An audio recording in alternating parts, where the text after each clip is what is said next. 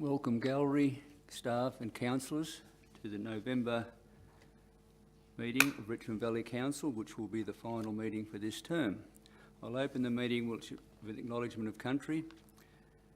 Richmond Valley Council recognises the people of the Bundjalung Nations as custodians and traditional owners of this land, and we value and appreciate the continuing culture connection to lands, their living culture and their unique role in the life of this region in the past, present and future. Mr General Manager, could you recite the prayer, please? Dear Lord, we meet to serve our community, to use our resources wisely and well, to represent all members of our community fairly, to make decisions that promote the common good. We recognise our responsibility to the past and the future, and the rights and needs of both individuals and community. As trusted servants, we seek blessings on our deliberations and on our efforts here today. May we act wisely and well. Amen. Amen. Thank you. I believe there's no public access or question time? No, nothing received. Requested. Apology, I have one apology from Councillor Simpson. Could I get a mover, please? Yeah, move. Councillor Hayes, seconder. Councillor Lyons. I'll put that motion. All those in favour? Carried. Mayoral minute on page 5. I'll move that. Second.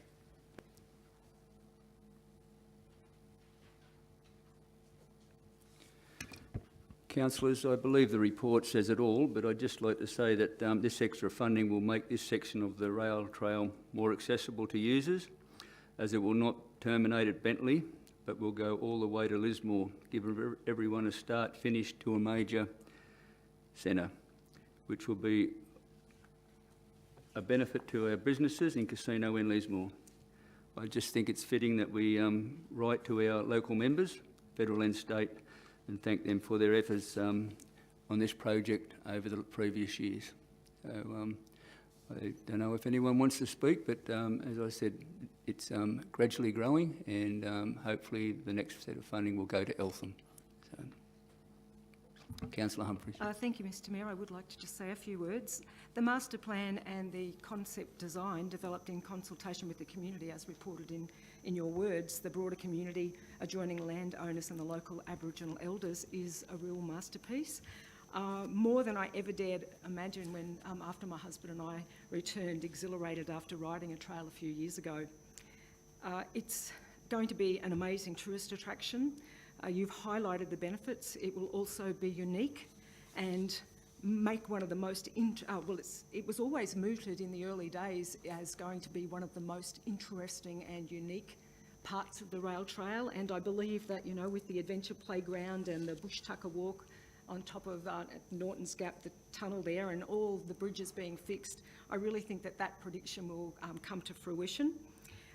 Rail enthusiasts will also visit and travel to see the refurbishment of the old casino station precinct, and I believe that everybody young and young plus will love the mini rail. So thank you very much for putting that together. I enjoyed reading it and just recalling all the lots of good things that have happened over the time, and thank you very much to the governments for the funding.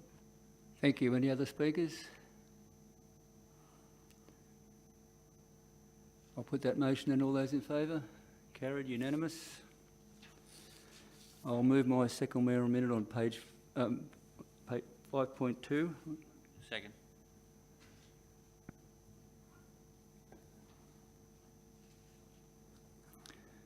Councillors, I'm for those that aren't in the gallery or at home who can't actually read my mayoral minute, I'm going to read it. I think this is a very important mayoral minute to our staff, who have done a fantastic job over this term of 5 years and delivered some very good outcomes for our community.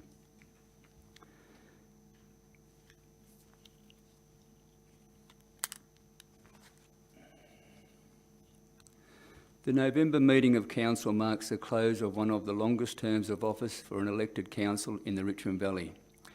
It has been more than 5 years since the current council was elected, and we will later consider the end of term report, which highlights many achievements over the 2016-21 local government term.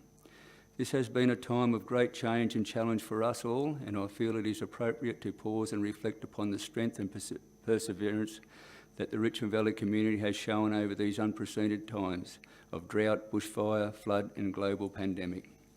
Our community has seen no less than 5 natural disasters in less than 2 years, and despite these challenges, we have worked together to build back better and become more resilient. I want to acknowledge the tremendous support that our community has received from federal and state government and the many volunteers and charitable organisations over this time to assist in our continued recovery. Through this term, the elected council has also received outstanding support from the staff of Richmond Valley Council, and I would like to gratefully acknowledge this contribution and extend my personal thanks to General Manager Vaughan McDonald and his team. I know there are many staff members who have gone the extra mile over the past years to keep our community safe in times of disaster and to support those whose lives have been devastated through fire and flood.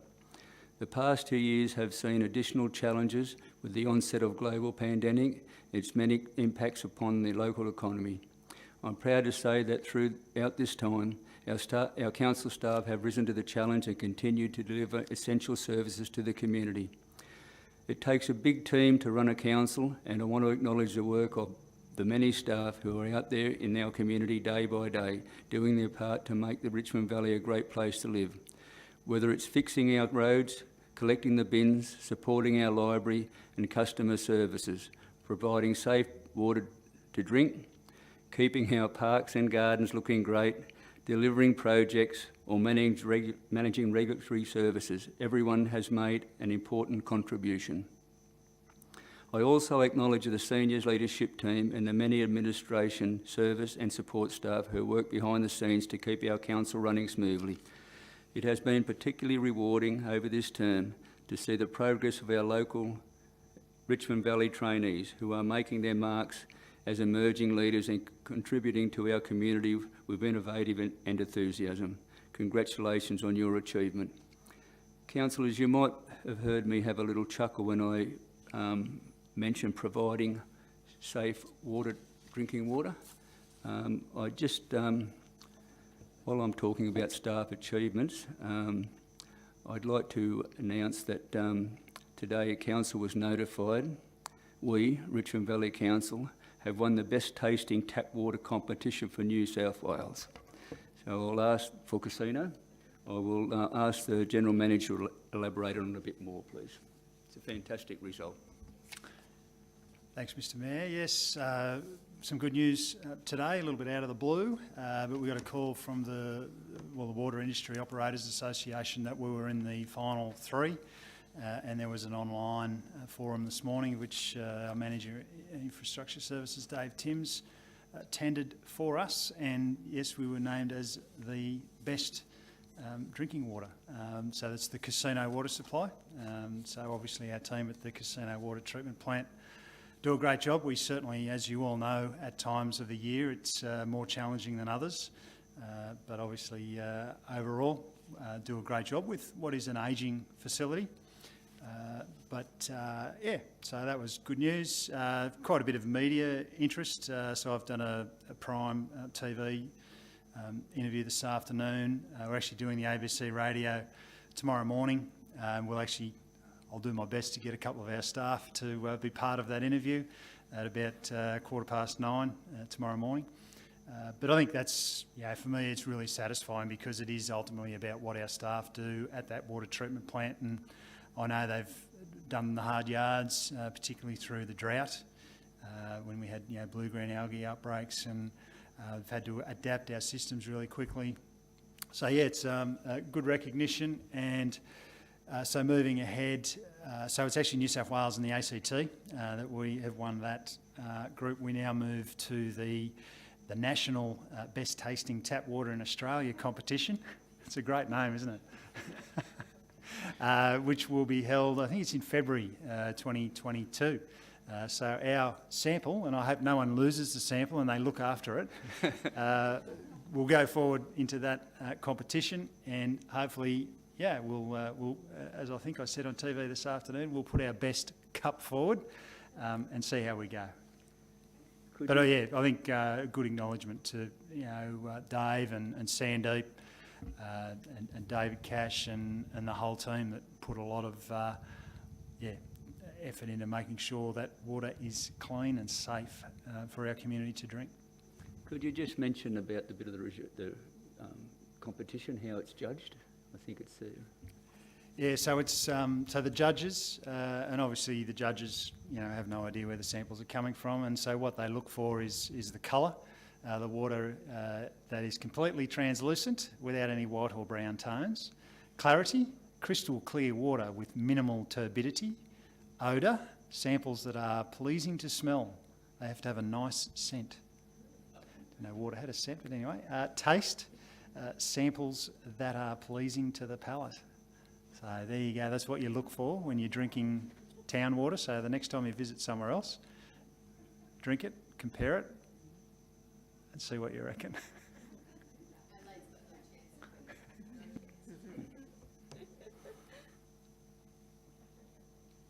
I did mention to Dave today that I hope no one doctored it with a bit of clear alcohol or anything like that, and he said, "You're not the first to say that." So, so well done, staff, and I just think it highlights the contribution that our staff has made over this term, and it couldn't have been a better time to come for them.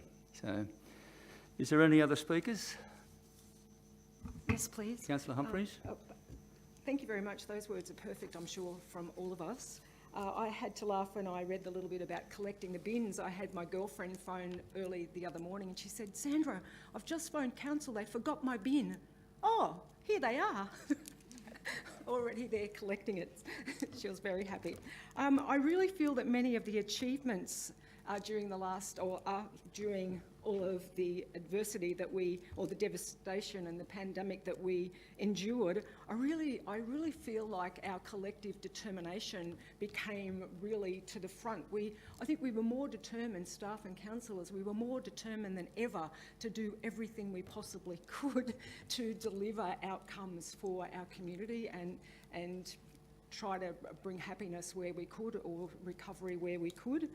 I'm not sure if it happens in other councils, and I hope for their communities that it does, but I've shared working relationships and friendships without blending into without crossing the boundary of the defined roles in local government between councillors and staff.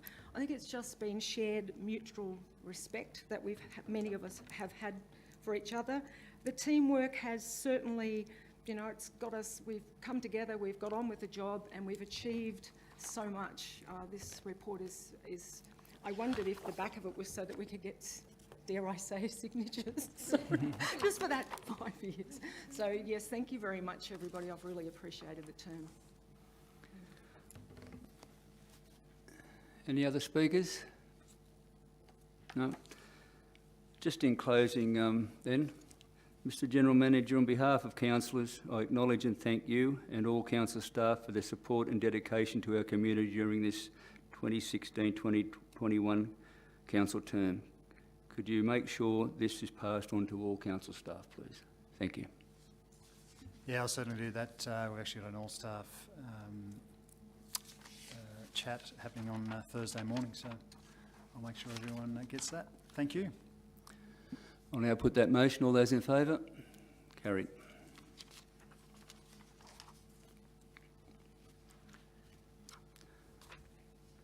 Page 8, item 6, confirmation of the minutes.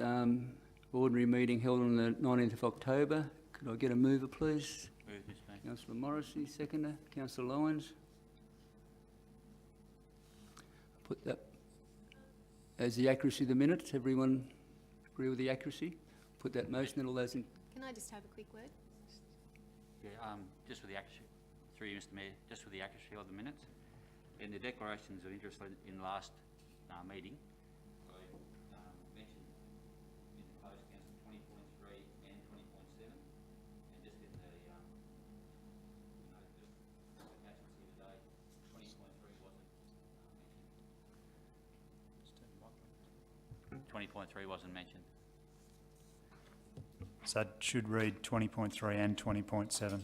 Okay, Yes, Mr. make that adjustment. Thanks. Councillor Lyon. Thank you, Mr. Mayor. I just want to thank staff for amending the confirmation of minutes from the September meeting on item 17.1 to clarify my position. Thank you. Any other speakers? Put that motion in. All those in favour? 6.2, Internal Audit and Risk Committee minutes, 19th of October. Could I get a mover, please? Councillor Humphries, seconder. Councillor Hayes. Accuracy of the minutes, everyone agree? Put that motion in. All those in favour? Item 7, page 10, matters arising out of the minutes.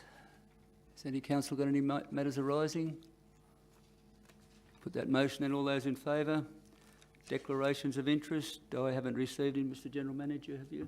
No, I haven't received any. No councillors. Petitions, nil. Notice of motion, nil. Mayor's report on page 11. I will move that. Second.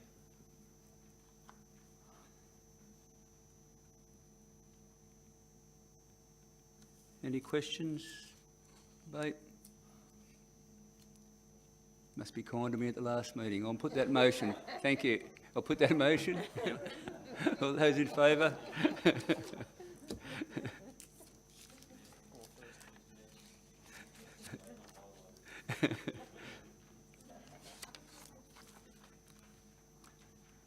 Item 12, page 12. Delegates' reports. We have a delegates' report from Councillor Humphries and myself for the Rouse Water. Someone to move it? Councillor Humphries. Move that one. I'll second. Any questions? Yeah, Councillor Hayes. Yeah, just on the review of developer servicing charges for secondary dwellings on page 2, it mentions there that they're going to do a review, and it says in there that the council notes that the update of the assessment and review of secondary dwelling water consumption and the financial impact it's having on them. I'm just wondering what you can tell us about the financial impact they think it's going to have on them.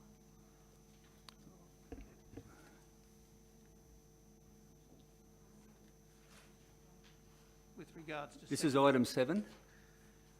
Yes, it is. Yep. Yep. Yep, Rouse report, yep.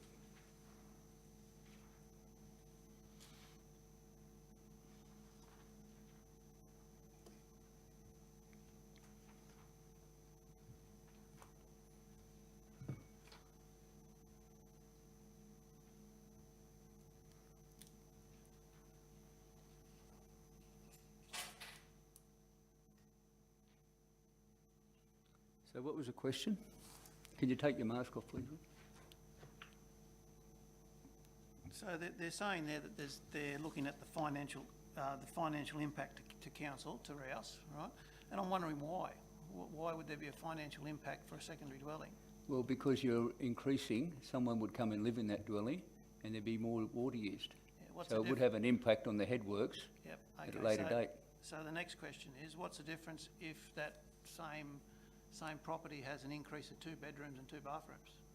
I don't know, but it's a separate dwelling. That's the difference. Yeah, but it can't be sold. And that was the whole idea of the secondary dwelling, that this doesn't happen. Right, so we're going to end up with a split area across council where it's going to happen where we're on Rouse and it's not going to happen where we're on. So what I'm asking is that they've been made aware of that if they move that way when they do their review, there's going to be a difference across our council area. The trouble we're finding with second dwellings in the Rouse area is in a lot of the other, on the coast, the second dwellings aren't becoming granny flats. They're being let out. So that's why it's being imposed. But even saying that, like, you can put bedrooms on your house and let them out. It's still, the increasing people and the usage is no different. Sometimes people will move into a second dwelling while they won't move into an adjoining house. So, yeah, so that's the reason behind it. And I know at the JOs that's been mentioned a lot too. But over in Byron and Ballina, it's becoming a big industry. People are just building another, like a small house on the back of their block, and it's putting an extra load onto the infrastructure. So if those developers, quote, if they don't pay, everyday citizen pays. But you can get someone who comes along with with a massive budget and build a huge house, no extra cost, and they can fill it up. So I really, yeah. And we know the situation we're in with the cost of living and as, you know, out in this election campaign, as low-cost housing is an issue, I think this is going to add to the problem. But look, I know it's a review. It needs to be discussed, Yeah. and I'm thinking next council term, whoever our representatives are on Rouse at that time, need to just bring it up. Well, the next term of council could debate it in chamber here and put a recommendation to Rouse too. Yeah. Okay, thank you. Just through you, Mr Mayor, you're exactly right, Councillor Hayes. That's why they've revoked the policy and are reviewing it, just purely because of the inconsistencies across the region and the fact that it was then confusing the applicants. And the report does say that County Council lost a large figure of dollars through it as well. It was quite staggering. I just can't put my finger on it, but I can let you know. But you're exactly right, that's why. Thanks for the question. I think it's worth something that the future council looks at. Any other speakers? Any questions on that report? Okay, then I'll put the motion. All those in favour? Carried, unanimous.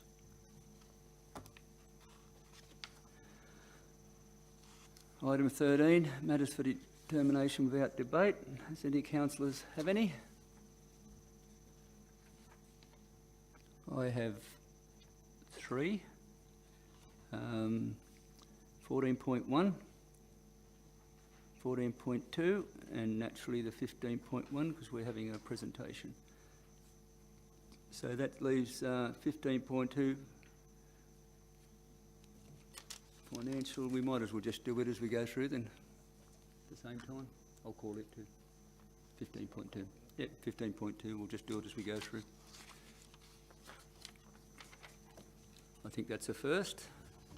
No items without debate. Annual report. Can I get a mover, please? I called it. I'll move it, sorry. Seconder? I'll second. Councillor Hayes. Councillors, this is another solid annual report that our community can be pleased about on their council's achievements. Some sections I found very interesting were connecting people and places, the achievement snapshot, our towns and villages, the financial and asset reporting, and statutory reporting. Also, when I look back and seen all the financial assistance recipients over the previous 12 months, that was spread around pretty even, and those communities, organisations will get benefit from that. So is there anyone else who'd like to speak on this annual report? I know the end of term report is overshadowing a little bit, but it does feed into that. So yeah, I think it's, as I said, a very solid report, and I thank everyone who contributed to making the report having such positive outcomes over the last 12 months. No other speakers? I'll just say a few words. I was going to talk on the end of term, but there's similar documents, and they oops, take it off. There's similar documents, and they show that what we've done. They're great material for future reference. When we can go back and see what we've done, we can we can use it for different things. We can answer a lot of questions out of there that are thrown at us, and they're very valuable documents to have at the end of our term, and maybe leading into the next term. So they're great. Yeah. Thank you. Thank you. Mr. General Manager, you want to mention anything? Or?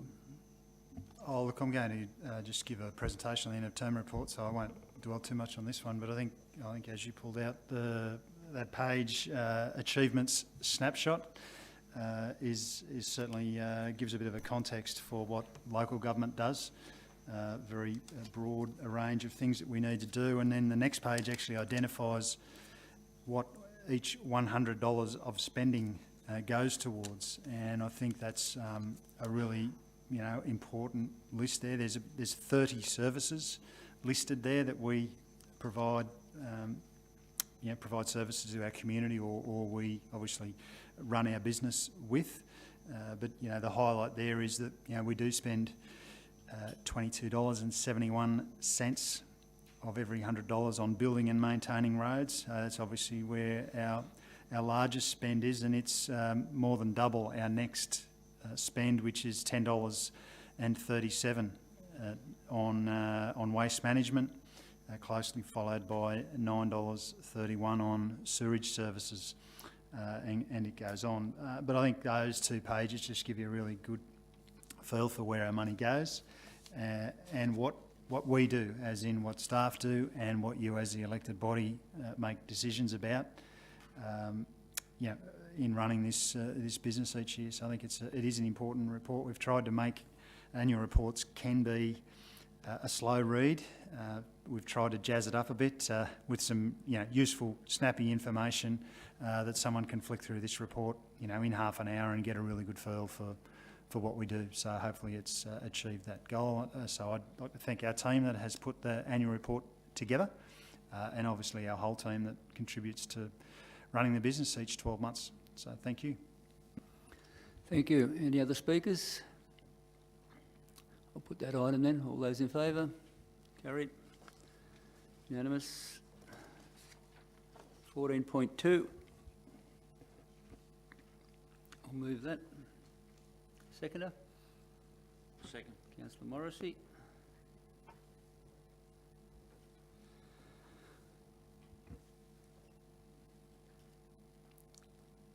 Councillors, this end of term report, I find it to be very impressive. Some of the goals we achieved, I think at the beginning of the term, we would not have realised some of those could be happen. I think we've really delivered on our community strategic plan and more.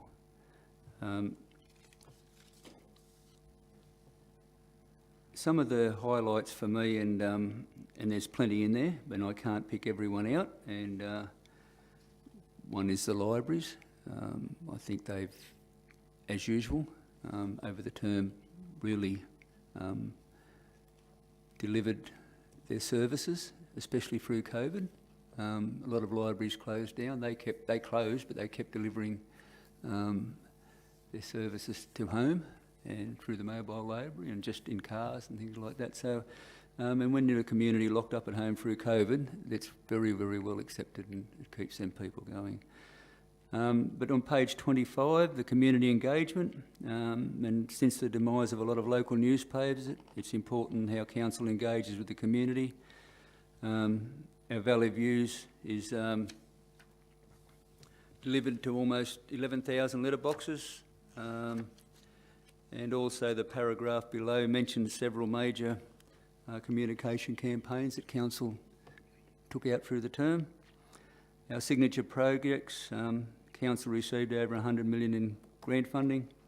A lot of this was for our signature projects. Some have been completed while others are under construction, and this will be a wonderful addition to our infrastructure for our current community and future generations. While other councils were closing their visitor information centres, Richmond Valley opened 3. 2 new ones and a relocated other one. This shows council is supporting our businesses in attempting to attract the tourist dollar. Also, the section of our finances and future financial plan will allow for the community's assets to be maintained and kept to a standard that our community would expect.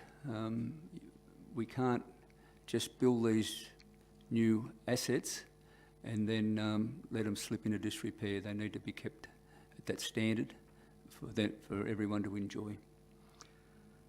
So, is any other council like to say something? I think it's a very good report, as I said earlier, and something we can all, staff and council and the community, be proud of that's happened in the last 5 years.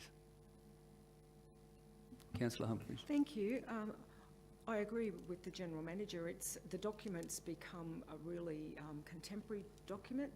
I don't think that anyone, I think in the past people would see a report and go, oh, okay, phew.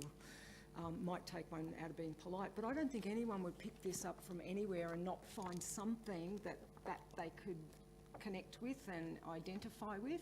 I think it's a really inclusive document as well. Thank you for that. Mr. General Manager, you want to... Yes, please.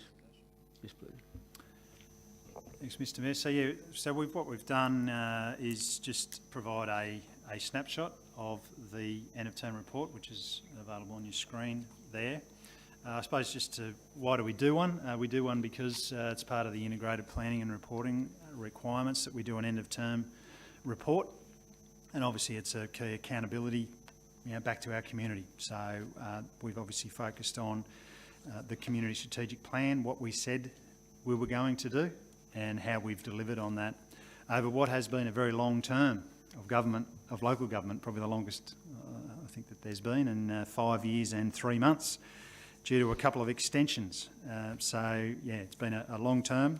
We've delivered plenty, and during that term, not only have we had to respond to the pandemic, but we've had to respond to, I think it's 10 declared natural disasters across this term of council, of which 5 have been within the last just over a couple of years. So it's certainly had plenty of challenges for us, but we've risen to the occasion and got the job done. It has been a time of challenge and opportunity.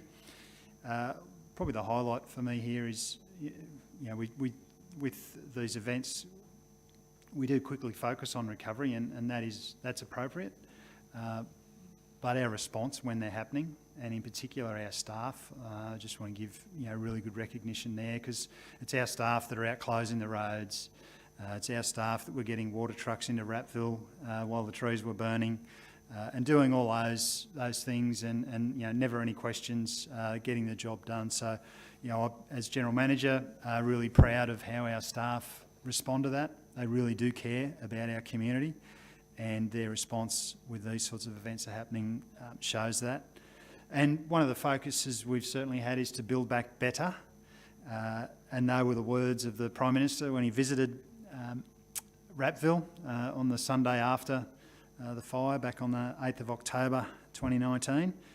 So we took that on board, and we're certainly now doing that. And I think the good thing is that the government arrangements for responses to natural disasters do allow you to do some betterment so that your infrastructure is more resilient the next time something happens. So we've benefited to the tune of over $100 million in grant funding through this term.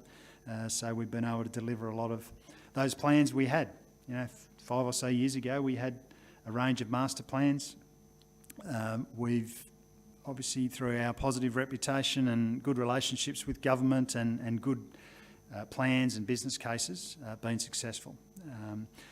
And in doing that, those projects support local employment, but also, from a council perspective with the pandemic, we did not stand any employees down.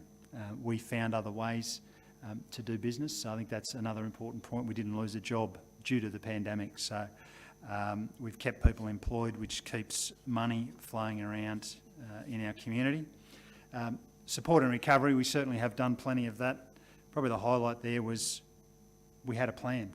We very quickly, through that December, January following the fires, put a recovery plan together. From the moment the Mayor and I went to Canberra to the Biz Rebuild round table, we had a plan, and we made that available to anyone who wanted to listen, but obviously to government. But as a result of that visit to Canberra, as you all know, we secured $500,000 from Biz Rebuild to go to rebuilding the Rappville Hall, which has commenced. The works on the slab and drainage are underway, so it'll be exciting to watch that come out of the ground. The other thing I just want to highlight on recovery is something we made a commitment to, and I must say we made the commitment and suggested it, but it's been our development assessment and planning team that has delivered on it, because they've really contributed and committed to it. We've had 18 DAs for bushfire affected properties. 14 of those have been approved in 5 days or less. A couple of others were, I think it was 6 days and 13 days. And there's a couple that have issues at the moment that they're on stop the clock, issues around formal access and the like. But I think that's $4 million of rebuild investment, and we've turned them around very quickly so people can get back on their feet. So I know anyone listening would be thinking, 5 days for a DA, why can't that happen all the time? It comes down to the volume of DAs, of which from the annual report we had about 350 in the last financial year. But we have, in this instance, prioritised that, and our building certifiers in particular have gone that extra mile to get those DAs approved. So signature projects can be a focus, building the new things, which is obviously great for us to do. I think it's really important though to keep sight of the core services that we deliver. But for this term of council, I think you'll all agree, the big outcome was getting the Northern Rivers Livestock Exchange upgraded. A great example of a partnership with federal, New South Wales government and local government funding. Again, we had plans, back in 20, we were developed up pretty much, it's pretty much over the decade leading up to it. So a lot of work done by those before me, one of whom I'll acknowledge is in the gallery. But a great outcome for council, but also for our community, and we all know that it's a nice time to have a few cows in the paddock at the moment, and it's great to see our farmers making the most of that. So last financial year we had 143 million go through that facility. I had one to highlight was the Evans Head Library. For me, the Evans Head Library is a really good achievement because it was actually the result of some hard decisions that you all made right back at the start when we need to make decisions about moving buildings and working with the state government to achieve the Health One at Evans Head. And I think when you look at what we've achieved there with a new Health One, a new library, a new visitor information centre, a refreshed living museum, reflections upgrades to the tune of 10 million plus, and everything else that we've done in and around Evans Head. I think the community should be well pleased with some of those decisions that had to be made, but it was because we had a vision to achieve those things. So I think that's a really good example. Industry activation's obviously been a key focus of council right the way through, and the recent getting on with the Reynolds Road industrial subdivision's been really important. So, some really good achievements. We've got signature projects that we had in our community strategic plan with the drill hall site, and we've got more work happening there with the Memorial Walk. Some great outcomes for the Broadwater Youth Park. Obviously the Woodburn Riverside, plenty of positive feedback there, as we do with the Coraki Riverfront. A lot of positive feedback and some great examples of renewing those facilities. And those, for a couple of those projects, the Riverside Parks in particular, were in the previous community strategic plan. So I think that highlights that having plans and ideas, and that's certainly what we'll be looking for in the next term of council early on, is what are the next things that we want to deliver for the community. Some of the works we have in progress, the casino showground, we've got close to $9.5 million to spend on upgrading the showground, and early works have commenced there. We've touched on the Northern Rivers Rail Trail earlier in the meeting, but certainly we're pushing hard, and we've got a meeting with government later this week to move forward with the arrangements to enable us to get on the corridor and start building the trail. Razorback Lookout works are underway. I mentioned the Ratville Hall, which is sort of part of the Ratville Common, improving the cycleways and linkages in Ratville as well, but we also had the Broadwater cycleway from Broadwater down to Broadwater Beach. And for anyone driving along Centre Street, obviously the casino pool is getting a major upgrade.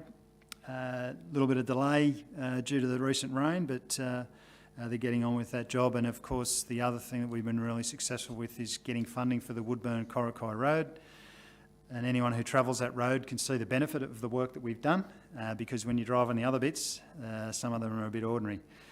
So we're looking forward to getting on with that. We've still got about 300,000 or 400,000 to spend in this current financial year, and then we get the last 7 of that 10 million, and the works will carry on from 1 July next year. So it'll be good to see some outcomes there. Growing our economy, look, that was clearly a focus for our community strategic plan, was around economic development, jobs, growth, and we've delivered a lot in that area. But we've got a lot of prospects on the horizon. Probably the key indicator of success there has been our designation as a regional job precinct. And I think that's a result of how people view Richmond Valley Council, and that we've been identified as one of only a handful of those across New South Wales. They are a sort of follow-on from the special activation precincts, but it's an opportunity for us to streamline the planning system. That doesn't mean shortcut, it just means get the planning done early, so that when potential investors arrive, the planning system is more advanced and ready for them. So I think that regional job precinct is a really important achievement, as has been, getting on with some of the residential development. The decision that you made to purchase that subdivision on Canning Drive, we certainly have done well from that, and that funding from those developments can assist us to do future residential or industrial developments. So all good decisions. And I think the other thing to highlight there, which sort of is on the back of the regional job precinct, and obviously our work over the last 3-4 years around alternate waste treatment solutions. And we've been trying to find solutions to our landfill issues and solutions for recycling. We've obviously been exploring energy from waste, and as a result of, I suppose, our interest and our leadership of the North Coast in those areas, we were identified in the EPA released the Energy from Waste Infrastructure Plan, and I think that sort of highlights the work that we've done. I know there are many in the community, well, not many, there are people in the community who have concerns about that. At this stage, we don't have a proposal, but we are identified in that plan. But what I can say is that the requirements for these facilities are very stringent. The EPA has set standards based on information from the chief scientist and engineer. And for that project to proceed, if there is a proposal, it'll need to go through an environmental impact study, and it'll need to meet those environmental standards. Those processes, there's other criticism has been about community consultation. I mean, we've been talking about alternate waste treatment for the last 3 or 4 years, but there isn't a proposal, so there hasn't been a requirement specifically for an energy from waste facility. But if there is, there obviously will be that requirement for community consultation. I think the other point to make is, and obviously a few of us visited Japan as part of a funded study tour by the Japanese government to see where these facilities are, see what they look like, see how they operate, to benefit from, and see where they are, in Japan. And I think that's that context is important. These facilities are in metropolitan areas. They're in the country areas as well. So they, and I think the other point to make, I know people are concerned about, it's their health impacts from these things. One thing I did notice that, Japan's life expectancy is actually more than Australian life expectancy. So I think, credit to other countries that have these facilities. They do operate safely, and our requirements that have been set by the New South Wales government will require that. So, I think that's an important point to make, because I know there are many in the community that are talking about this. They're asking questions, and that's absolutely what they should be doing. If there is a proposal, we'll obviously need to provide more detailed information about how they operate, what they do. But there is one being built right at the moment in Kwinana in Western Australia. So they are a solution to putting waste in the ground. They have better outcomes, better greenhouse gas outcomes. So they're things, and this will be a challenge for this council, or the council that's elected after this election, because we've been identified as a potential site. I can tell you there's interest. As to whether that interest stacks up financially, time will tell. But I think it is an important example of what we've achieved, and that these decisions aren't always easy. You've had to make some hard decisions through this term, and that'll be one for the next council to contemplate. I think, it's a good example of what we've achieved as a council to be recognised. We met today with a representative from Sana Nutraceuticals who's moved to the area. So we're really positive about that project as well. Plenty of good things to come our way. Further on our visitor economy, so tourism, we've done plenty there. We've developed our destination management plan. The Mayor touched on the visitor information centres. We talked about Living Museum, moving the upgrades to reflections. Obviously, COVID has had a really big impact on, tourism everywhere. So our focus now is to support our businesses to capitalise on this next phase when people are hesitant to travel internationally. Let's capture them and get them to visit the Richmond Valley and enjoy everything we have to offer. And the other thing we do, obviously, is support our community events. And in the context of what's happened in 2021, we were quite fortunate to get Primex and Beef Week to happen and be very successful events in what was a challenging climate for events. And again, that'll be our focus, is to help these events get going again in 2022. So just a couple of final things. Obviously in this report we've got a snapshot around the services that we deliver, some of the numbers of what we've done across the 5-year period. There's some pretty amazing figures in here, things that people don't think too much about, but almost 3 million bin lifts. It just shows how it adds up in what we do. We've chased down almost 3,000 stray and lost animals. And I say animals because it's not just cats and dogs. Often it's the cattle and other types of animals that end up on our roadways. And our customer experience have answered 150,000 calls from our community. So they're just some of the figures, and again, just to highlight the great job that our staff do and their attitude towards making things happen and responding quickly. But also, I think it's important to highlight, and I certainly remind staff, it comes from the leadership that the council provides, which is, to summarise, I think very positive, very progressive, but I think also really importantly is consistent leadership. And that's, to me, the difference that Richmond Valley Council makes when compared with other councils, is that consistent and solid leadership. And that's, the feedback I get, that is why the governments support us, and also why businesses are investing here. So we just need to keep that front and centre of what we do. The last slide there is around recognition. So, there is some awards and accomplishments that we've achieved through the period, but I think the highlight, for us is the ongoing success of our youth employment strategy. We continue to employ young people. They continue to succeed and go on to either bigger and better things with us, but many of them, move on to other areas, and that's fine. We're just doing our current recruitment of our next group this week. So the other thing we've done are things like the Try Trade program, which is encouraging diversity in employment. We run a really strong people and culture program, and it shows in the way our people go about their jobs. And the last bit there is around customer feedback. So we've recently done the survey that we shared with you, and some of the results from that survey, and we'll be doing more engagement early in the new year.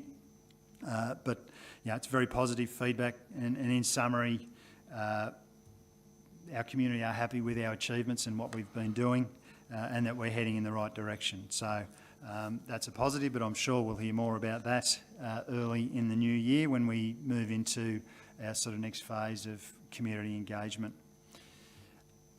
So just to wrap up, not probably, but very importantly, as a council, and we'll hear shortly from our auditor, we are in a sound and strong financial position.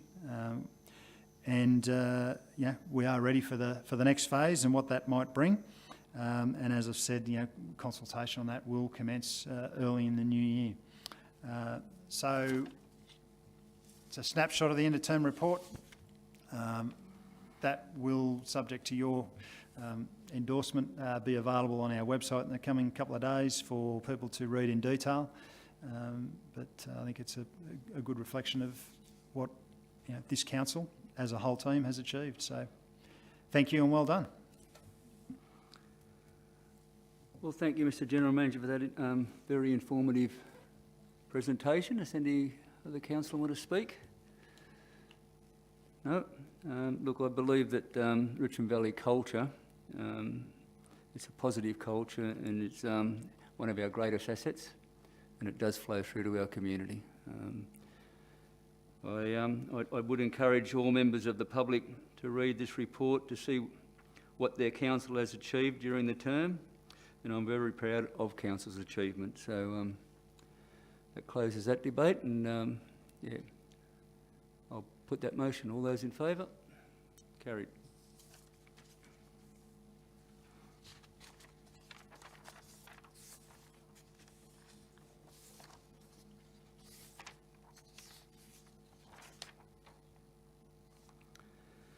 Mr. General Manager, page 24, 15.1, I believe we have a presentation by Mr. Bradfield. Yeah, so we've got our auditor, or representative from our auditor. Obviously, we're audited by the audit office, but Adam Bradfield from local firm T&R is with us. So hopefully you can hear us now, Adam. I noticed you're off mute, so you can, so welcome. And do you want to, is Adam going to share screen and do a presentation? So over to you, Adam. Thank you. Thank you, and thanks, councillors, for having me along this evening to discuss the audit process for financial year 2021. First of all, I'd just like to start off with talking about the Auditor General's office and the annual work program for the, forthcoming year. There's been a strong, focus on the response to the emergencies and natural disasters that have occurred throughout the state. And as the Mayoral Minute alluded to earlier, there's been 5 natural disasters in this current term, if I recall that correctly. So, Richmond Valley Council is not alone in that regard, and the Auditor General is certainly working with a number of government agencies to review those processes and the related outcomes for end users such as councils. So there will be certainly some reports in that regard. The performance audit program for local government is something that I would encourage councillors and newly elected councillors for the next term to review. The performance audits for local government for next year focus on the effectiveness of financial management and governance in a number of councils, the development assessment process at the assessment stage, coastal management reforms, and the effectiveness of local government regulation and support, and in particular, the role that the OLG is playing in that regard. Quite often, the performance audits will have recommendations for the sector as a whole, and I'd encourage Council and the management team, and in particular through Council's Internal Audit and Risk Committee, to perform a self-assessment on some of those findings and implement some of the better practice recommendations if you feel as though that's applicable for your council. Moving forward to financial year 23 and 24, a strong focus on cyber security, and that's certainly a hot topic regardless of whatever sector that you're operating in at the moment. Precinct planning, road asset maintenance, interesting statistics noted before around, I think it was roughly $22 per every 100 that's spent on building and maintaining roads in your local government.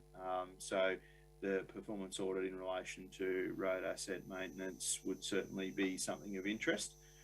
Managing the code of conduct, performance management, monitoring and audit issues within particular councils. So again, as those reports come out, I'd encourage councillors and councillors who will be elected for the next term to review those reports. The Auditor General's report on the financial statement and audits for the year ending 30 June 2021 will be tabled in the new calendar year.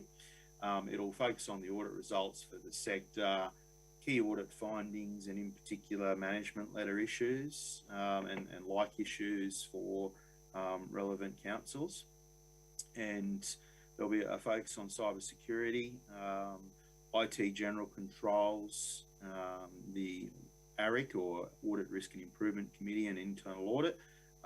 Councillors might note that there is some draft guidelines that are out there and soon to be finalised in that regard. And the Auditor General's report to Parliament will also have some comments and some key themes that I guess are being seen across the sector. In relation to our report on the conduct of the audit, the audit opinion is unmodified, which is quite a pleasing result for Council. It's gone through Council's internal audit and risk committee and the relative governance processes in that regard. There's been reports have been presented, management letter findings and closing reports and results of the audit, and we've engaged with that committee on a relative basis to go through those findings. And I note that the minutes of those meetings come up to this council. In relation to the income statement, rates and annual charges have increased by 4.9%, or $1.3 million. Grants and contributions have increased by 1.4 million, largely due to additional funds received in the current year for natural disaster events and specific grant-funded projects. Materials and services expenses of $18.2 million are largely consistent with the prior year. Likewise with depreciations, largely consistent with the prior year. It's up approximately $700,000, and net loss from disposal of assets reduced from 2.7 million in the prior year to $1 million in the current year, with the net overall operating result from continuing operations of $10.1 million. In relation to the overall cash position, consistent with what's been reported in the annual report, Council's got $61.8 million in total cash equivalents and investments. Of that number, $37 million is externally restricted, so in line with statutory provisions of the Local Government Act and or specific external grant funding arrangements. Internal restrictions in relation to council budget resolutions of $24.5 million and unrestricted funds of $0.3 million. And in relation to the infrastructure, property, plant and equipment, council asset renewals increased to $5 million in the current year. In 2020, it was $10.9 million. Roads, bridges and water infrastructure certainly continue to be the focus of the significant renewal programs. And major renewal projects included the Woodburn Corrokai Road and Fogwells Road, buildings at the Corrokai Caravan Park and the Casino Indoor Sports Stadium, as well as the continued water and sewage infrastructure renewal program. The report on the conduct of the audit has been tabled, and as I said at the start, it was an unmodified opinion, and it's quite a pleasing result for council. No further comments from my end.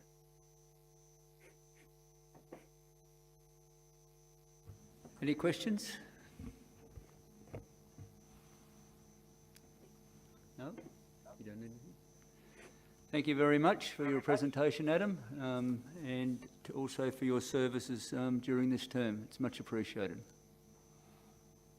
Thank you, Mr. Mayor.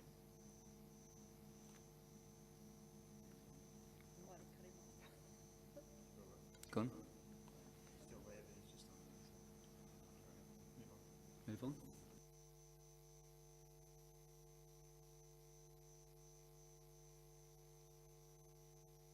Councillors, we're on page 24, item 15.1, financial reports, financial statements 2020 to 2021. Could I get a mover, please? Oh. Move. Seconder? Councillor Lyons. Morrissey, did you? No, thanks, Mr. Mayor. Councillor Lyons? Other speakers? Councillors, I'll just say that it's a very good outcome, having an unmodified opinion on this audit report. It's what all councillors like to hear, and I'd just like to congratulate the staff who put it together. I know it's a very arduous task and very demanding when the auditors come, but Mr. General Manager and Mr. Gator, could you pass it on to those staff that put that together, and thank them very much. Mr. Mayor, sorry, could I just make one comment? Councillor Humphries. You got in there very quickly. I just thought it was important to recognise the community, the ratepayers, in this, the positive result of this report, given the special rate variation. One of the reasons for that, the objective to that, was to actually move towards a break-even result with the capital grants and contributions over the medium term, and council has remained committed to doing that. I know that we would discuss, you know, how we were going with that every time we went to plan or upgrade or projects. So we've remained committed to that. I think it's important that we have stayed on track, and I think it's just important to recognise the ratepayers' contribution to that. Thank you. I'll just also comment that performance measures, key performance measures remain strong, and the ones we haven't achieved, we are gaining ground on them. So that's a very good outcome for us too. It's been quite a while since we've heard that word "fit for the future." We haven't had to do too much, have we? It's working, so it's good. Yeah.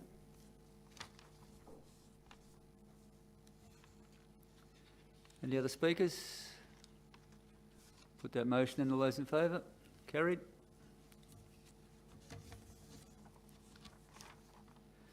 (15.2) on page 31. I'll move that. Could I get a seconder, please? I'll just have a question on it. Yes. Councillor Humphries. Mr. General Manager, I just note some of the returns in our investments aren't as strong as expected. Could you make a comment on that, please? Yeah, obviously, as you're aware, that a couple of the T-Corp products are medium to long-term funds, so it is important to recognise that they can fluctuate, and obviously the global markets have been through a bit of a challenging period with the impacts of COVID and the like. And so in this report, just to highlight, yeah, there has been a reduction in the fair value, a loss of fair value, but we've just got a report yesterday that I reviewed that showed that we had already bounced back by more than that in November so far. So we're obviously, 16 days into November? 15 days in. We've already made that back up. So I think, again, not to get carried away with, November's a boom month, but it does highlight the ups and downs and the importance of looking at these funds as a longer term investment. They are performing quite well in the longer term. So I think it's, I know we talk about this a bit, but it's good to be aware of. Yeah, and it's like a mid-monthly report, so hopefully that continues, and at the end of the month we'll be way ahead. But that's good news. Any other speakers?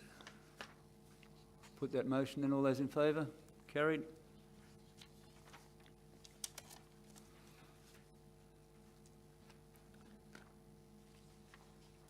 Item 17, page 35, matters for information. Could I get a mover, please? Councillor Lyons, seconder. Yeah, I'll second. Councillor Hayes. Has any councillor got any item they'd like to mention? Councillor Lyons. 17.1, it's just good to see that there's money that's going out across to many of the various community groups right across the entire valley. And yeah, it's just a pleasing to see that. Yep. Thank you. Any other councillors? Put that motion in. All those in favour? Carried.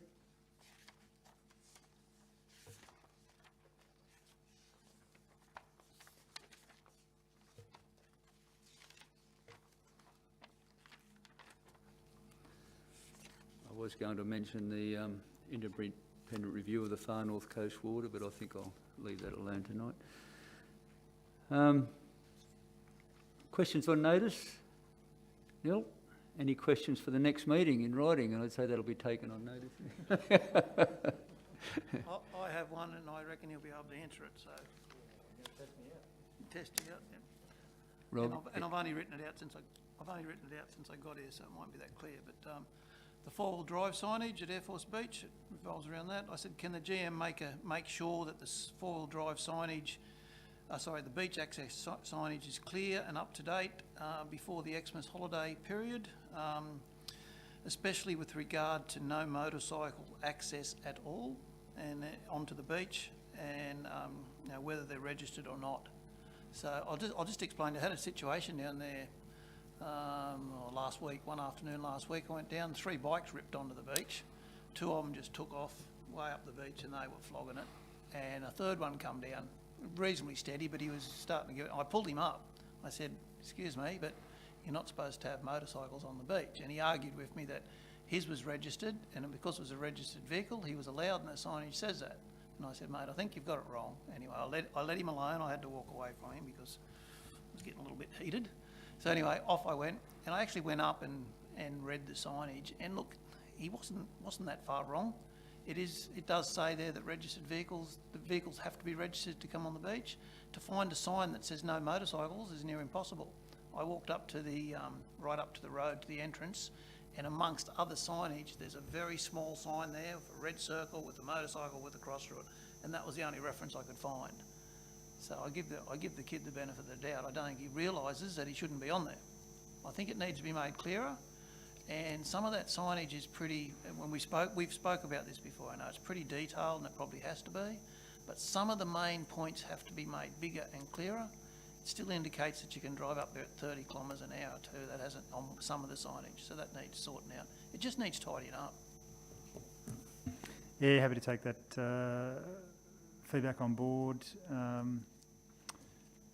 Need to check as far as motorbikes go, because the distinction. I think the sign is about trail bikes and but if they are a registered motor vehicle, I would need to check with our regulatory team as to the ability to exclude them, because it does operate like a public road. So there may be a distinction between a registered motorbike and those that tend to use those sorts of areas when they're not registered. So happy to take that on board, and agree if some of the signage still needs to be reviewed and made consistent. We need to get that in order before the peak. No no doubt you're aware of the incident up there on Sunday night where a 17-year-old fell out of the back of a ute and they had the helicopter on the beach. It was like World War II up there on Sunday night. So, please, Sam. Unfortunately, as we all know, a lot of people love being able to get on that beach and using it in the right manner, but those that abuse the privilege are going to spoil it for everyone. I think we can all sort of feel that day coming.